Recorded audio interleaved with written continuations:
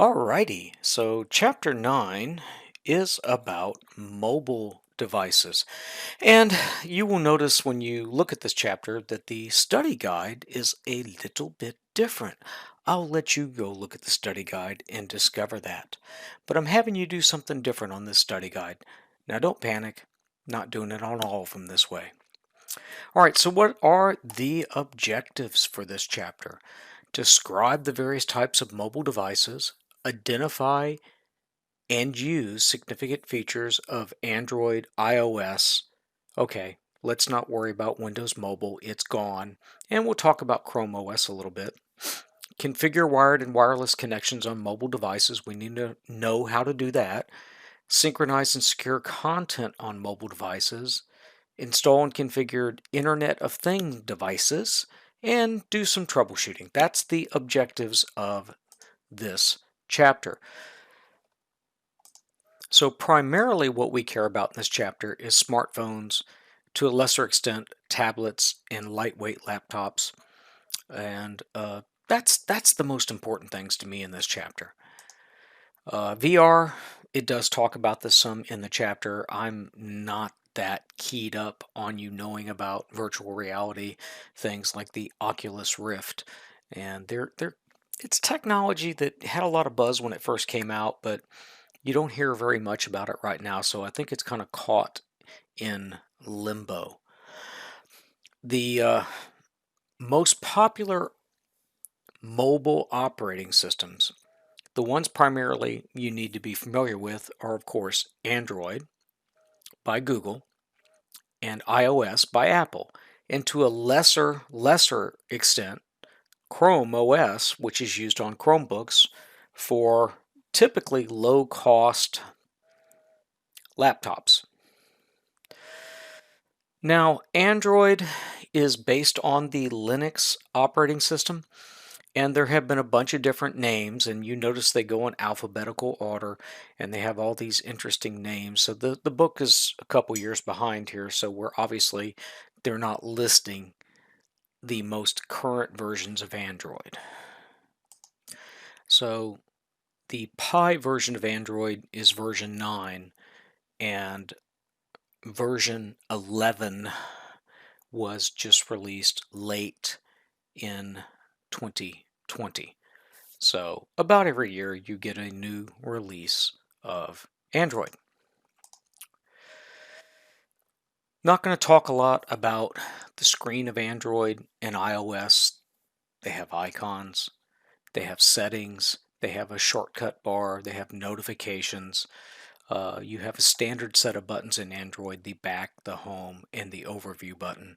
On the navigation bar, you can put some favorites in your favorite tray. You can go to different screens of apps, and you can pin apps to different screens. All that is pretty standard, same as in iOS.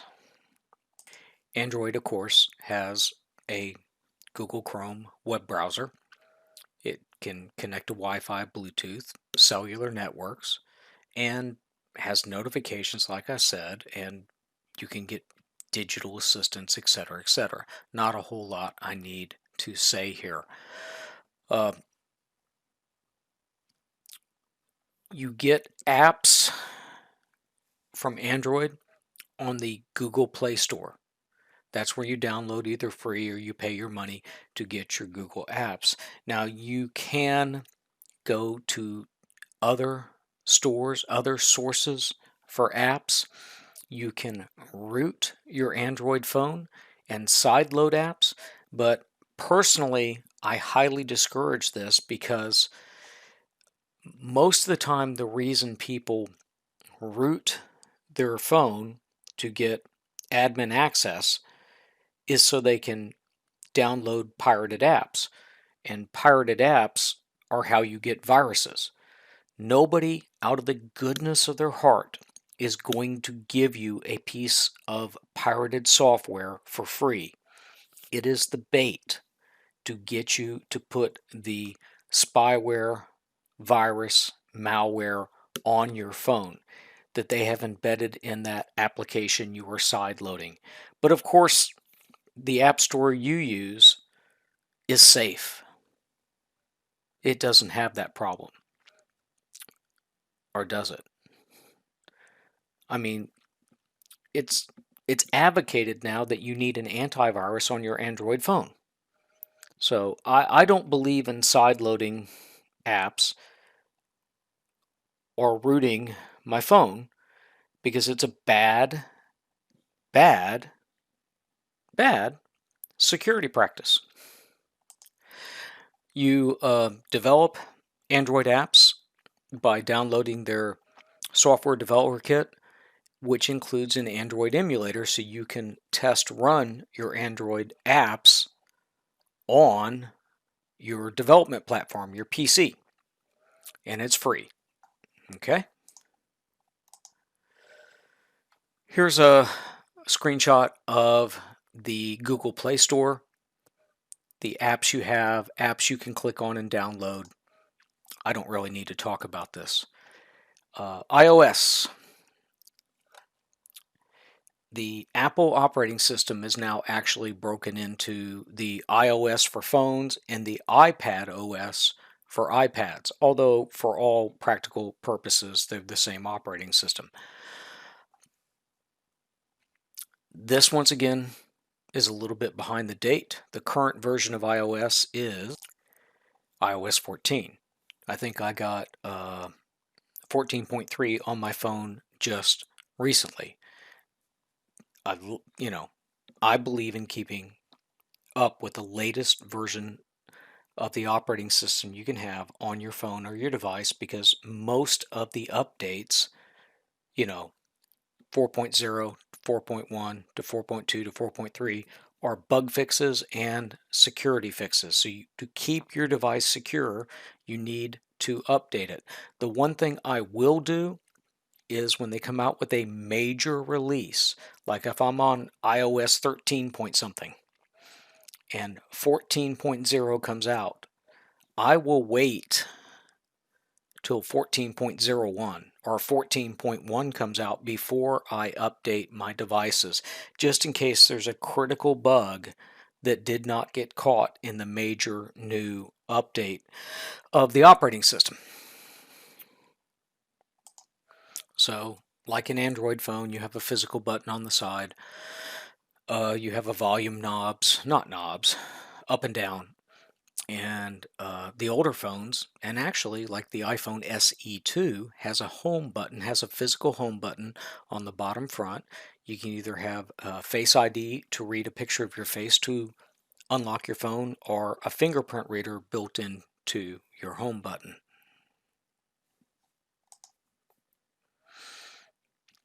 Here is a nice boring shot of an iPhone 8.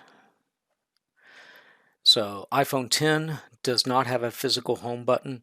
It does Face ID to read your face to unlock your phone. The older phones have the home button with the fingerprint reader for iPhone. Here is a screenshot of an iPad, and they're showing the different apps. They've double tapped the home button to bring up all the apps that are running. This is your little control panel you can bring down. You have a lot of the same things in both Android and iOS. It's just a matter of which one you're familiar with and you feel comfortable with. iOS apps, you can only get them through the Apple App Store. So that is often called a closed garden, because you cannot go and get an app from outside that. And Apple has a very good track record of vetting apps for malware. And all the time I've had an iPhone, which has been a long time now, I can only remember 1 or 2 cases on the tech news of there being a malware application on iOS. But this is a rampant problem on Android, because Android does not desk check, does not review the apps that are going onto the Android Play Store, the Google Play Store, nearly as closely as Apple does. And that causes a lot more malware to make it onto Android devices. With Apple devices, you must create an Apple ID with a password, and that is your Apple account, and that activates your phone. You can get apps either directly from the App Store on your phone, or you can get them from iTunes and download them onto your device. Thank goodness you don't really have to use iTunes anymore. Here is the App Store for Apple. Enough said. Windows Phone. There are 5 slides here in the PowerPoint about Windows Mobile Phone. I have strike through on all of them. I will not ask you any questions about Windows Phone. It is dead, gone, and buried. So look at me race through these slides. Chrome OS. Chrome OS pretty much uses the Google Chrome web browser as your user interface. And it's deeply integrated into the Chrome browser. Now you can run Chrome web apps directly from that web browser. And of course, it assumes those apps are pretty much going to assume you have an internet connection for them to work. The Chrome OS functions exclusively on Chromebooks. It does not run Windows programs. Now, without going into a lot of details, one thing that has started happening with Chrome OS is it does support running Android apps, and you can access the Android App Store and download the apps. Not all of them will work, and if you buy a low-end Chromebook, it will not run the apps well. But that is a nice addition to the Chrome operating system to be able to get your favorite Android apps and run them on your Chromebook. It has a custom keyboard that has some different buttons. Here is the Chrome operating system. You can see Google Chrome. You can see the app launcher, the settings tray, the status tray. You can find some videos on this on YouTube if you want to know more about it, I'm sure. Chrome OS has very good security. Everything runs in a sandbox. It has a verified cryptologically signed boot process. It is possible, they're talking about power washing. I believe what they're alluding to here is you can basically refresh your Chromebook, basically factory reset it, log back into your Chrome account, and you get everything back, all your data, all your apps, everything just comes back. So it's very seamless. So recovering from a hard drive failure or recovering from a hardware failure is very simple with the Chrome OS. That's one of the benefits of it. So the author does mention it here. Some newer Chromebooks support Android app downloads through the Google Play Store app.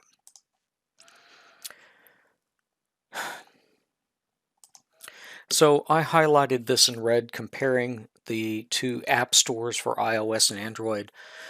Developers for iOS, closed source, have to use access to APIs to the operating system, and the apps must be tested and approved before being sold by the Apple App Store.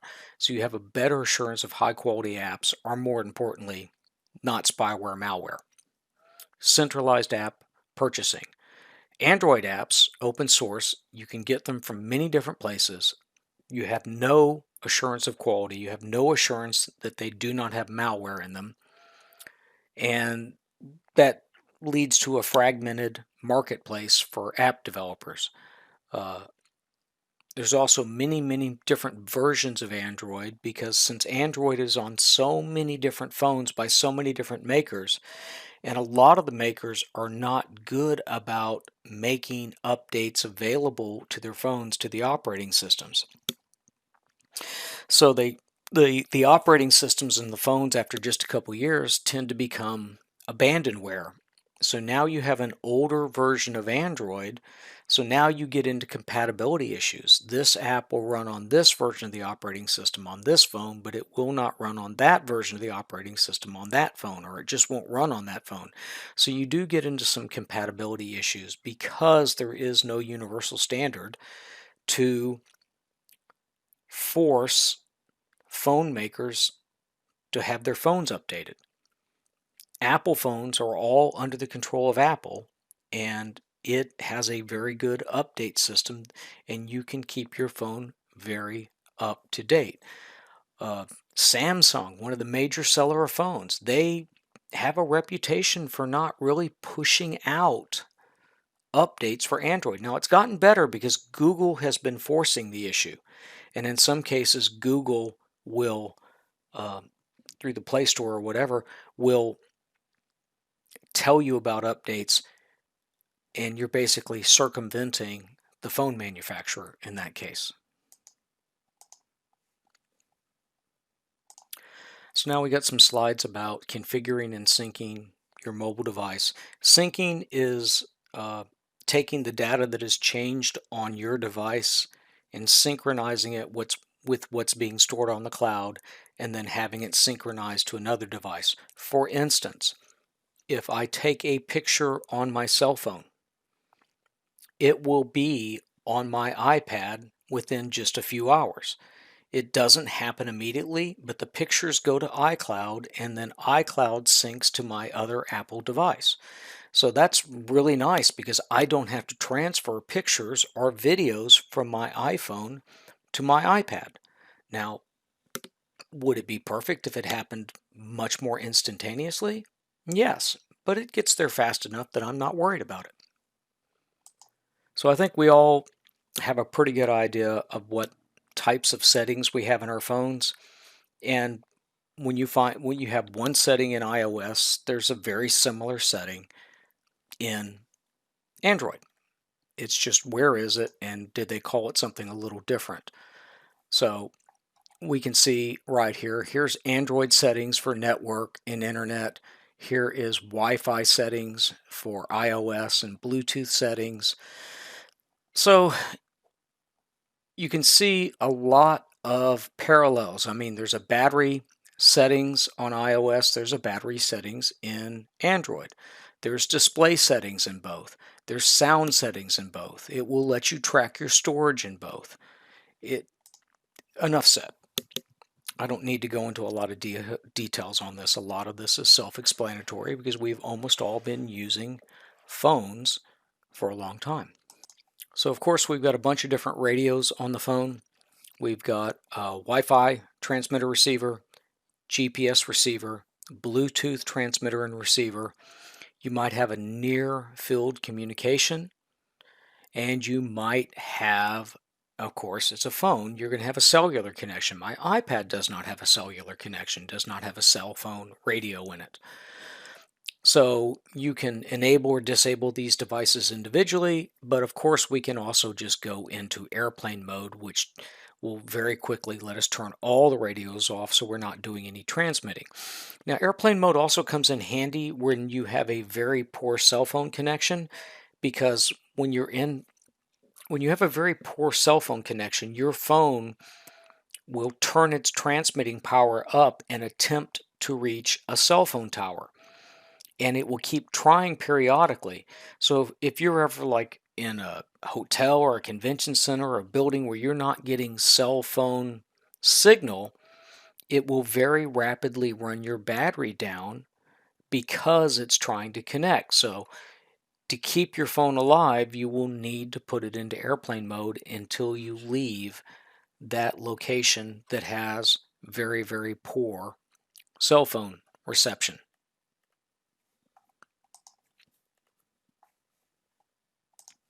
Here's the Wi-Fi settings in iOS. It's very similar in Android, I'm sure. Tethering and mobile hotspots. So basically, most cell phone plans will let you take your cell phone and turn it into a Wi-Fi hotspot, a mobile hotspot. They don't really call it tethering much anymore, but sometimes you can use it as a hotspot and an internet connection for your laptop by physically running a USB-C cable from your Android device to your laptop, or a lightning cable. It's lightning on one side, plugs into your phone, the other side's USB, and that can also be used to get an internet connection to that device you're plugged into if you turn on the hotspot. Other things on this slide, make sure you know the IMEI and the IMSI and the ICCID. Cellular data connections, GSM's old, LTE, then we got 4G, we have 5G coming along, which right now is more hype than anything. And that is each new generation of these connections give you better data connectivity to your cell phone, higher data rates. Depending on your plan with your phone, you may have a limited amount of data you can use per month, or you may have, quote, unlimited. And what unlimited means typically is you hit some number of gigabytes and then it slows you down severely. So it's unlimited, but it's really not unlimited. And most plans do that now. Most plans, my AT&T plan at one time, several years ago, if you went over your data amount for the month, they would charge you $10 and give you X number of extra gigabytes of data. And if you went over that limit, another $10 charge, more gigabytes. What it does now, if you go over your limit, is it just severely slows your phone down data-wise, to the point that if you're trying to Google something or do a web search or look at the weather app on your phone or use your Maps program, the data rate is so slow that those applications become unusable. Both Android and iOS have the ability to create VPN connections. You would use this to connect to your work institution usually. And it's beyond the scope of what I want to talk about, the specifics of that, but you would get the settings you need from your employer, and then you can put it in your phone and have that VPN connection to your work network. There's a screenshot of setting up a VPN on Android. When you're looking at a phone, you want to look at what ports it has on it. For instance, within the last year or two, Apple has gone away from the headphone jack. And then Samsung had a commercial and made fun of Apple getting rid of the headphone jack.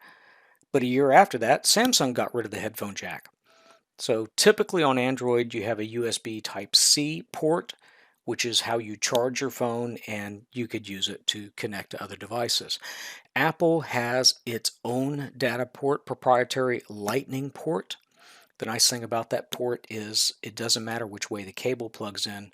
Unfortunately, the design of the side of the phone is it's very hard to get that Lightning plug to plug into that port if you can't see it. Now, headphone jack's gone away, so if you want to use a wired headset, you have to get a Lightning port to headphone jack adapter, and then so you cannot be charging your phone at the same time you're using the headphones. The other thing that a lot of phones have gone to, and all the newer phones have, is wireless charging. You get a charging pad, you put your phone down on it, and it charges your phone. It will charge slower than a wired connection, but the convenience is really nice. This year for Christmas, my wife and I got wireless charging pads for our phones from Santa Claus. So it's very nice that at night I can just put my phone on that little dock, just rest it up on that thing. I got one that stands up versus is just flat on the desk or flat on my bedside table. And you put it in there and it'll be charged after several hours. You're not trying to fiddle with the cable, not having to turn on a light so you can plug in the Lightning port cable. So that's a nice addition.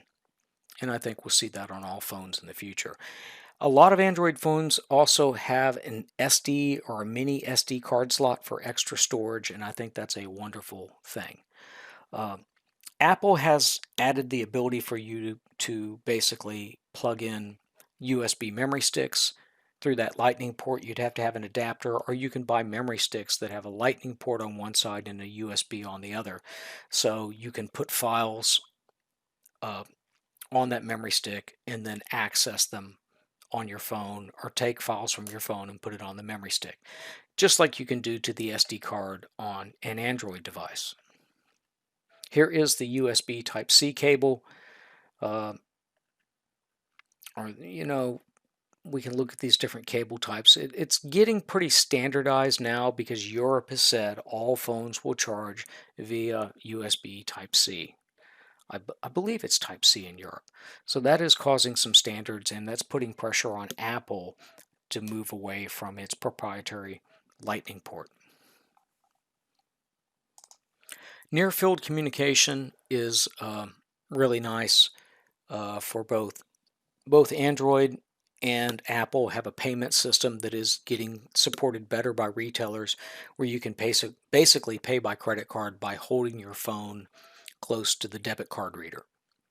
And that is NFC, near field communication. Of course, all phones have Bluetooth. Infrared is, I don't see much on infrared anymore, and I would not worry about that. All right, so the good news is I just wanted to say we're about halfway through this PowerPoint. I've been going at it for about 26 minutes, so if you want to take a 5-minute break and then come back and watch the rest of it, I have hit probably a little bit over halfway, because probably the last 3 slides are review. Now, you take your 5-minute break. I will sit here and patiently wait on you to return. So what I should really do right here is just leave 5 minutes of silence in my video. But I guess I won't be that mean. All right, let me go on to the next slide.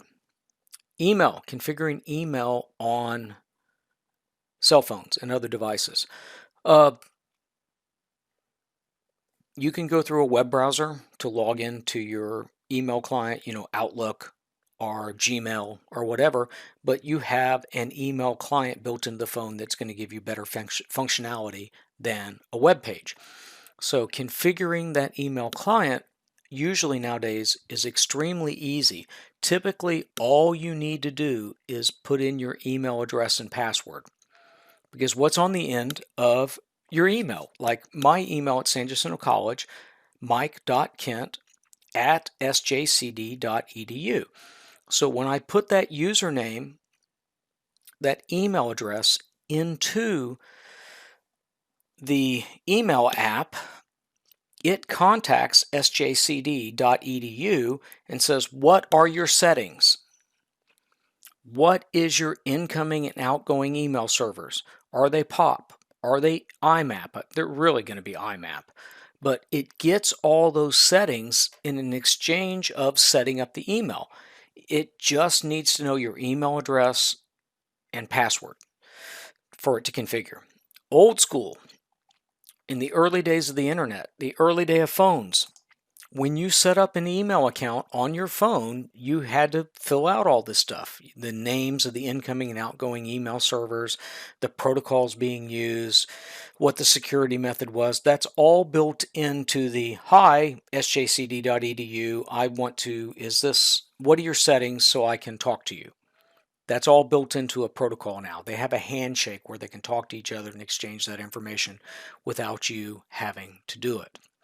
Now, the other thing that we have on mobile devices is the ability to sync data to the cloud. So whatever changes you make to a document on your local device, or whatever data you save for your game or your word processor, your spreadsheet, or say you add a contact to your phone contacts, they will all get synced to the cloud and stored on the cloud. So if you get a new phone, you can pull that data down automatically.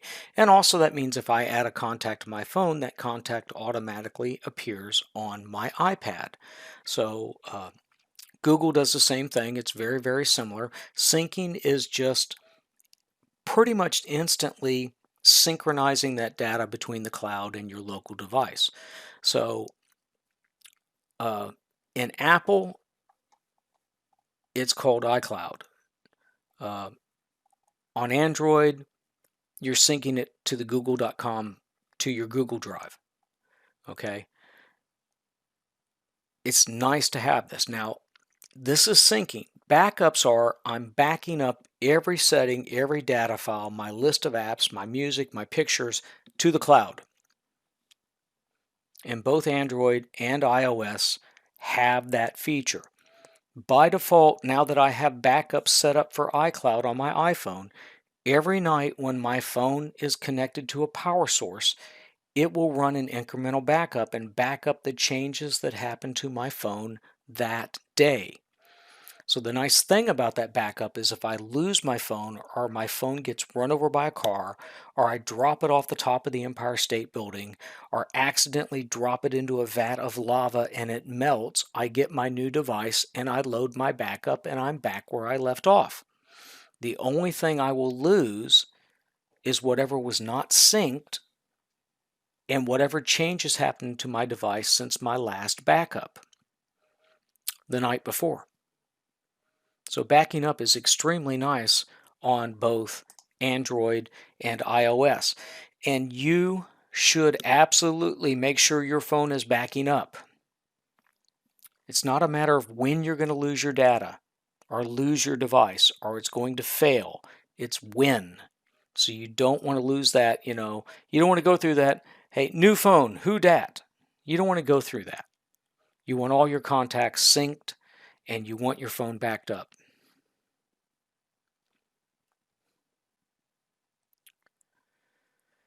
So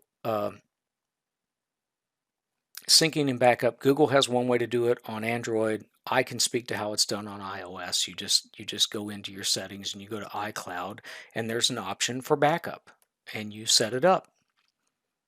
You can do a manual backup or you can let it do the automatic backups every night when you're connected to power. Other third-party apps can do backups for you, like if you have Microsoft OneDrive app on your phone or Dropbox, any files you put into these drives on your phone will go to the cloud and be available on all your devices. So you got backup and sync app with Android, and you got iCloud and iOS, iCloud backup and iCloud drive with iOS. Like if I shoot a video on my phone that I'm going to use to make a video for my YouTube channel, I will upload it to my iCloud drive and then download it onto my PC so I can use my video editing software to add it to the video I'm making and do all the editing I do with videos. Apple, originally the only way you could back up your phone was through iTunes. iTunes was originally a program to buy music and download it to your iPod, to your music player, to your MP3 player. So they kept adding and adding and adding to iTunes. So now iTunes does movies and videos. You can get apps directly from iTunes and then you can sync them. You can say, I want all this music to be added to my phone.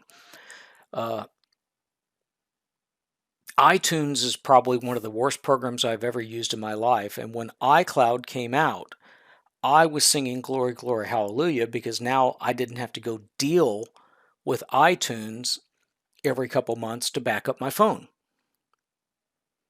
So I had a fairly recent backup of my phone. So if I lost my device or if my device died, I wasn't screwed over. So I have not used iTunes in years. In fact, when I got my new laptop, I didn't even put iTunes on it.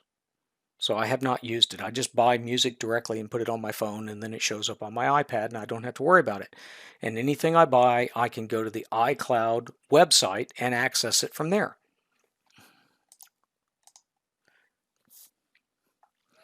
So if you put the iCloud app on your Windows computer, you'll get iCloud Photos, iCloud Drive, and here's Google Drive. That's an app you can put on your Windows 10. Dropbox, OneDrive is built into Windows 10. These are all cloud storage, and you can sync them. You can put a file from your phone onto that, and then it will be accessible on your desktop. I mean, that's how I do my schoolwork now. Since I work from home, I have my home laptop where I want to work on classes, and I have my work laptop that I leave at work. I store all the documents I make, all the lab assignments, all the handouts, my attendance spreadsheets, my grade spreadsheets, everything I do now, I keep on our corporate Microsoft OneDrive, and I have my home laptop logged into that, and I have my work laptop logged into that.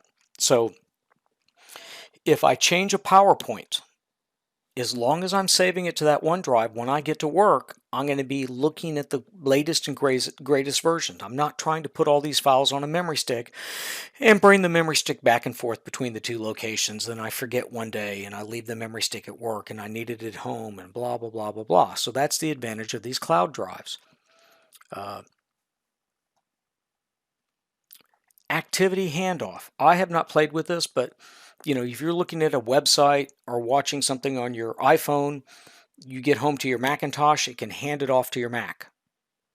Microsoft has an app that works with Android and iOS called the Microsoft Launcher that will do some of that lets you continue on your Windows 10 PC. I've played with it a little bit, but it's just not something I use. So here's some pictures of the Microsoft Launcher. Syncing and backing up to your car. Well, the wonderful thing that has happened with cars is Android has come up with a standard interface between the Android operating system and your car called Android Auto. And Apple has the same thing called Apple CarPlay. So the wonderful thing about this is no longer do you have to deal with my navigation program on my car is 3 years out of date and the streets are wrong and I have to pay to get an update. Because basically all you do with Android Auto or Apple CarPlay is you run your Google Maps or your Apple Maps or whatever your favorite map program is, and it sends it to the screen on your car where you have a bigger screen and you can control it through a touch screen there. It's wonderful. I really enjoy Apple CarPlay because my infotainment system on my car basically will never go out of date. When I got a new phone, I got a new version of Apple CarPlay and it was better. It had more features. It worked better. Of course, I had a more powerful phone as well, which made it snappier because my old phone was old enough that like running Google Maps made my phone get very hot and it was slow. Now, my new phone doesn't have that problem, but by the way, Apple Maps has improved so much that I no longer use Google Maps because, I really don't need to be telling Google everywhere I'm driving. They already know enough about me. Anyway. Backup and recovery, we can create images of our entire phone. That's iCloud backup. It works wonderful. Android has Google Drive and you can back up to Google Drive. You can create images and you want to do that. I love iCloud backup. It just works. And it has saved my bacon more than once and it has made it extremely simple to change to a new phone. The hour before I go to get my new phone from the AT&T shop or wherever I'm going to buy the phone, the Apple store or whatever, I run an iCloud backup to make sure I have my phone completely up to date, backed up. Then get the new phone. I log into my iCloud account and say, this is a new phone, but I want my settings, I want all my data and apps and everything to come from my backup. And then I wipe my old phone before I either, throw it in a drawer or take the small amount of money they offer me for my old phone because my old phone is so old that it's really not worth anything.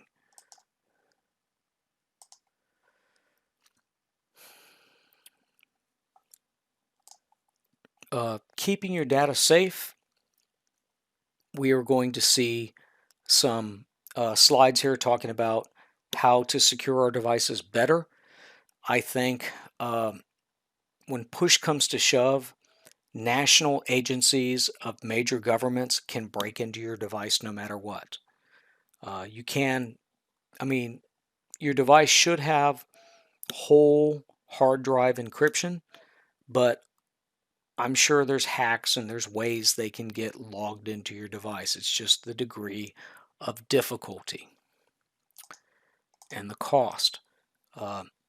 You want to have a screen lock. either a screen lock, a swipe lock, a PIN code, a passcode, a pattern lock for Android, a fingerprint reader, a face lock, whatever. You need that. You can set that up. Okay. You want to restrict how many login attempts are allowed before the device locks for X number of hours. And you can set it up so if there's so many failed attempts, it will just permanently lock the device and erase it. You can set it to do that. If there's this many failed attempts, erase the device. You want full device encryption, and you want multi-factor authentication to your accounts. So if I log into my Gmail on a new device,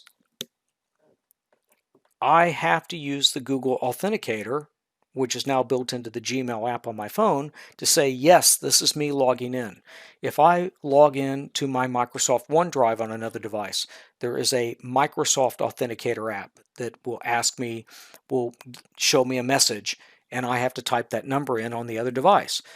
Periodically, Apple, if I want to log into my iCloud on my laptop, it will decide it's time to prove that I'm really who I am. That's usually when a new version of Firefox comes out that Apple iCloud thinks I'm logging in for the first time on that device.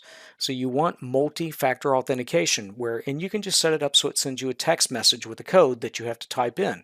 So that way, if somebody's trying to hack into your Gmail or whatever this account is somewhere else and they don't have your access to your phone or to your text messages, or your phone number, then they cannot break in. That's also why you want to have very good security about getting into your phone, because if somebody does steal your phone and they get into it, then they have a much better chance of being able to compromise all your other accounts if you have them set up to do two-factor authentication to that phone.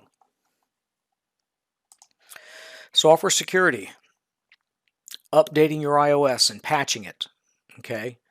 Getting your applications from trusted sources. On Android, you may very well have to consider an antivirus and anti-malware. You do not need that on iOS. Set up Android Locator and iOS Locator, known as Find My Phone. And, I can go on. If I've misplaced my phone, I can go to an app on my iPad and say, where's my phone? And then it will show the current location of my phone is in the house. I'll say, okay, I didn't lose it. It didn't fall out of my pocket somewhere. That happened to my wife once. We could not find her phone. We looked everywhere for it. We went into the Find My Phone and discovered her phone was at Kroger. Now, somebody turned her phone in to the courtesy desk, but we knew it was in Kroger. So she went to Kroger, went to the courtesy desk, and they said, oh, yes, we have your phone. But because of that locator, we were able to track her phone down quite easy. And if the phone had been off, in Huntsville, moving towards Dallas, then we could have done a remote wipe. We could have told the phone to erase itself because it had been stolen. So you want to set this stuff up. Absolutely want to set this stuff up. Getting apps from known sources. Getting known apps that do not misbehave. There are a lot of apps out there that surprisingly do things you don't like. Like you go through and give them permissions. So now they can access all the contacts on your phone and they upload them to the cloud. Or you give them access to your photo camera roll and it looks through all your pictures. Or it has access to your clipboard. So anything you ever put in your clipboard, this app looks at it, even though it's got no business looking at it. I put a game on my iPad at Christmas, and iOS now will flash a message across the top of the screen anytime an app accesses the clipboard. And I noticed this game was accessing my clipboard. And I said, oh, that's it. I uninstalled it. I went and left a bad review on the App Store. And I contacted them and said, shame on you. The game's, and they said, oh, it's a bug in iOS. And I said, no, it's not a bug in iOS. Oh, it's a bug in our program that we wrote for iOS. But that was it. I got rid of the program.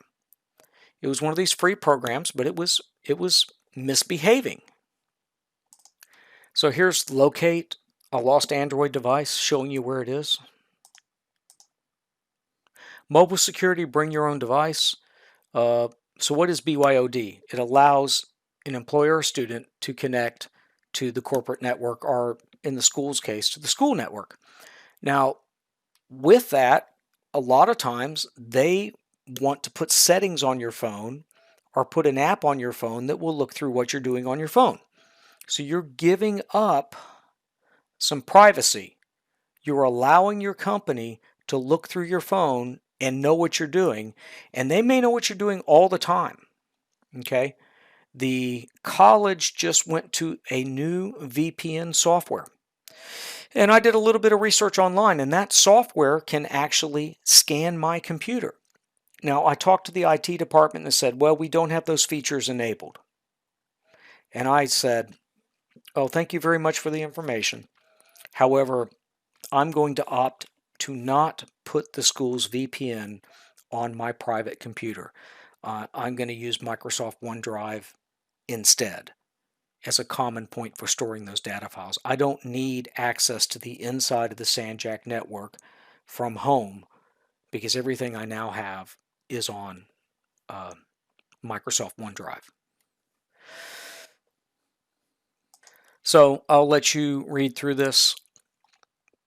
Malware can be tracking your location, trying to turn your camera on, your microphone on, looking through your photos, looking through your contacts.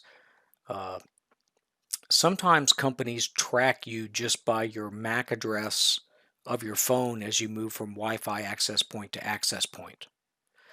So other symptoms is your phone running down. Is the battery running down?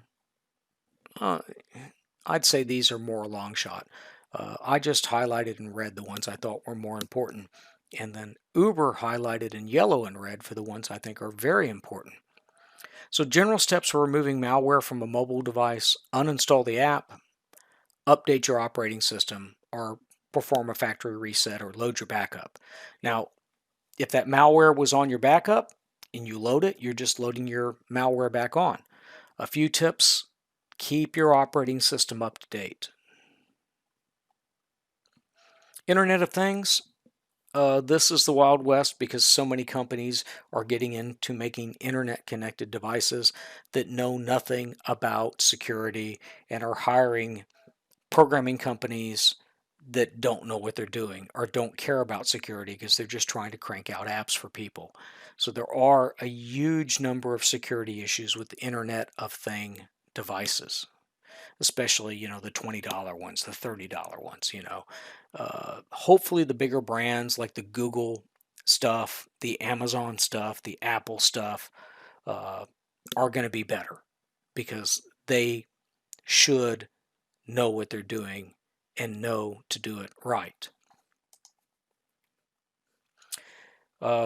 Internet of Things devices have their own protocols and networking devices to talk to each other. The two big ones are Z-Wave and Zigbee, and basically they use a different radio frequency and have a different packet type than we're familiar with.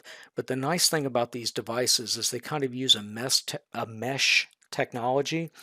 So like if you have a smart light switch,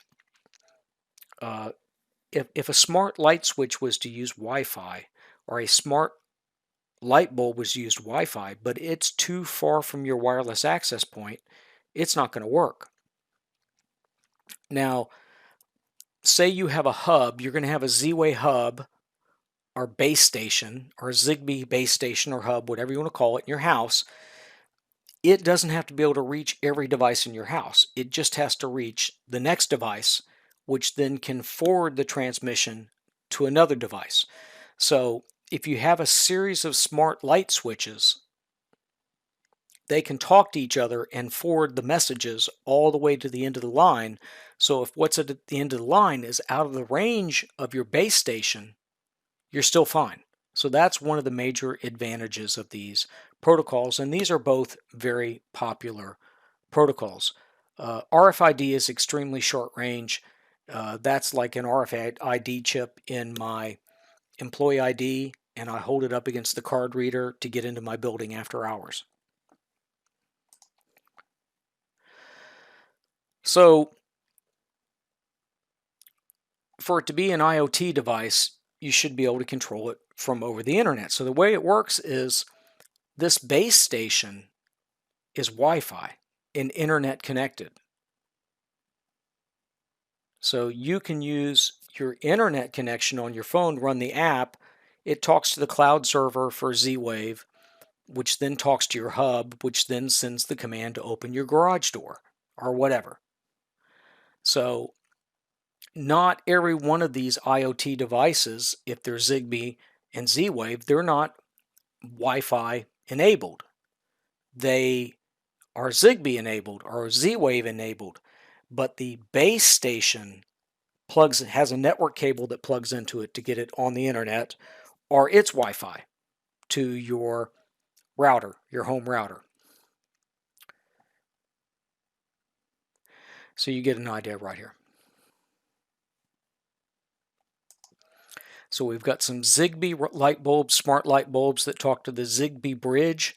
It has a Wi-Fi to get your home Wi-Fi network, which can then use Wi-Fi to get to your phone, or go to the internet to get to your phone when you're out home, outside of the house. So this is a good little slide to show you this. Now, whoever's making these devices, you need to make sure they have a good reputation and they're coming out with security updates, because you don't want to have your home get hacked. The major smart speaker makers, Alexa and Echo, Amazon, Google Assistant, Google Home, Siri and the HomePod by Apple.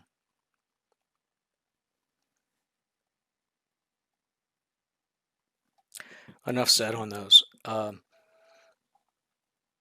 I do not have one of these in my home, either by Google or Amazon, because the microphone is always on listening for the keyword, and I'm not sure I trust them not to be listening in at other times. Or how do I know the federal government or the FBI or the CIA can't get a warrant and say, we want to listen to this device all the time? I'm not there. My comfort level with these home smart speakers is not there yet. Now, I have a friend who does IT security for a living, and he has Alexis and Amazon Echoes. Has them in multiple places in his house. So, maybe I'm wrong. I'm cautious. Troubleshooting phones, repairing phones, there's not a lot you can do to a phone to fix it. Generally, it's cheaper to get the screen replaced if the screen's cracked. If your USB-C or your fingerprint reader or your lightning port gets damaged, goes out, those can be replaced for significantly less than the price of the phone. You just have to look at the age of the phone and go, do I want to spend $200 on a 2-year-old phone? Generally, they can also replace the battery, but $100 may be worth it to get 2 more years out of your phone. If it's a $600 or an $800 phone, or God forbid you buy a $1,000 phone, replacing the battery after 2 years for $200 is well worth it, because buying a new $1,000 phone is quite a bit more. Now, that being said, I have another friend that every year he gets the new iPhone, period.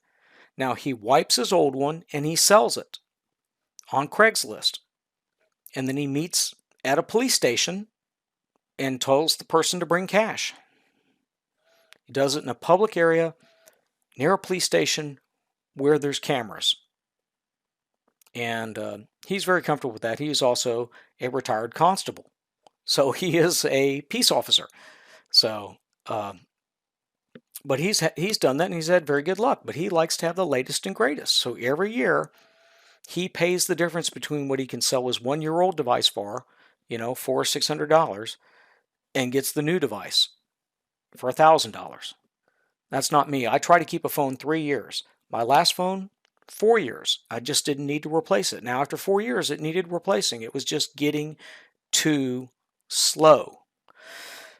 And even though I'd replaced the battery, it just still didn't have the CPU power to keep up with modern apps.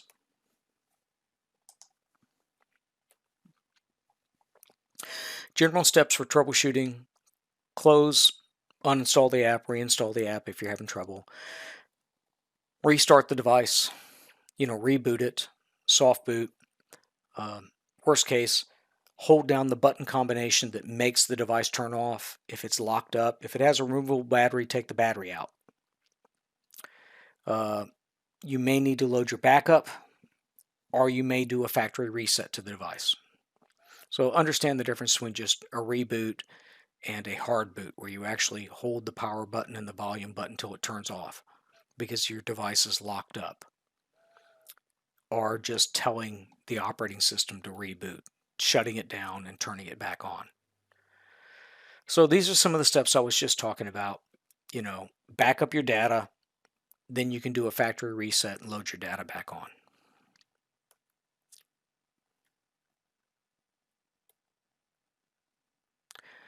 So for instance, here in iOS, I can say reset all my settings, erase all contents and settings. When it reboots back up for the first time, as if it has no settings, it'll ask you what your Apple ID is and do you want to load your backup. But make sure you have a good backup before you erase the phone. There is an iOS recovery mode that requires iTunes. So factory reset erases all data. Try to back up your data first. Both Android and iOS have the ability to do this. Common problems: short battery life. You've got apps running in the background. You might have a malbehaved app that's using your phone to mine cryptocurrency and send the results back, but it's running your CPU at 100% all the time. It may just be you've got too many apps running in the background. Turn off those background apps. It may be that your battery's just not healthy anymore. The modern phone operating systems have a battery health setting where you can go in and say, how healthy is my battery? Touchscreen, remove your protective cover, clean your screen. If that doesn't work, you've got a bad touchscreen, and your screen's going to have to get replaced. That's pretty much it. No sound or distorted sound. Check your volumes. Make sure you're not going through Bluetooth. Otherwise, you've got to replace that little speaker unit or replace the phone. Dim display. Check the obvious things. Did you turn your brightness down? Did it go into power saving mode? Bluetooth connectivity issues. Disconnect all your, tell it to forget the Bluetooth devices in question and then try to reconnect. Same thing with Wi-Fi. And signal or weak operating system. If it's an Internet of Things device, see if there's an update to the firmware and update the firmware, or update the operating system on your phone. GPS not functioning. Make sure that app is allowed to access location services. Another thing you can do nowadays with like iOS is you can say location services is available to this app, but it's not precise. Like the weather app I have on my phone, I tell it to not give that weather app precise data. The weather app doesn't need to know my home address, which building I'm in. They need to know I'm in Friendswood to show me the Friendswood weather. So if my location is accurate to a few hundred meters, that's fine for the weather app. Now, my Maps program, Apple Maps or Google Maps, needs precise location data if it's going to help me navigate. Let's see. Apps may not work because you're running out of disk space on your phone. Uninstall apps, uninstall data.